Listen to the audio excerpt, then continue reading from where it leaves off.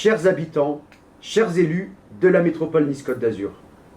Je tenais à m'adresser à vous aujourd'hui au travers de cette vidéo pour vous alerter sur les conséquences de l'endettement de la métropole Nice-Côte d'Azur et, il faut le dire, sur la mégalomanie de son président Christian Estrosi.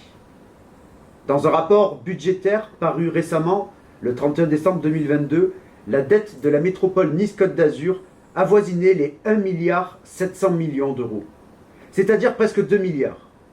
Christian Estrosi lui-même a alors annoncé sur Nice Matin que le plafond d'endettement était bientôt atteint et que la métropole aurait moins de marge de manœuvre pour réaliser ce qui était programmé. En réalité, il faut déchiffrer entre les lignes. Christian Estrosi laisse planer l'idée que nombre de travaux essentiels à nos communes ne seront pas réalisés, faute de moyens.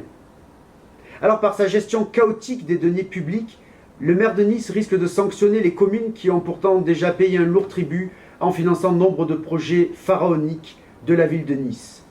Parlons par exemple de la construction du tramway ou de la destruction du Théâtre national de Nice.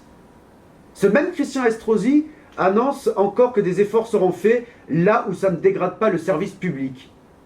Que faut-il déchiffrer?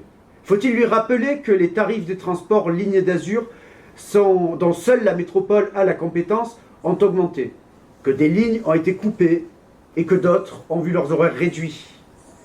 Alors pour ma part, comme député de la 2e circonscription des Alpes-Maritimes, je refuse que les 11 communes de la 2e circonscription des Alpes-Maritimes qui appartiennent à la métropole soient victimes et otages de la mégalomanie de ce maire. Je demande que Christian Estrosi s'engage à permettre la continuité et la mise en place des travaux votés pour nos communes au détriment des projets faramineux de la ville de Nice. Nos territoires, nos administrés et les élus locaux n'ont pas à payer le prix de son incompétence.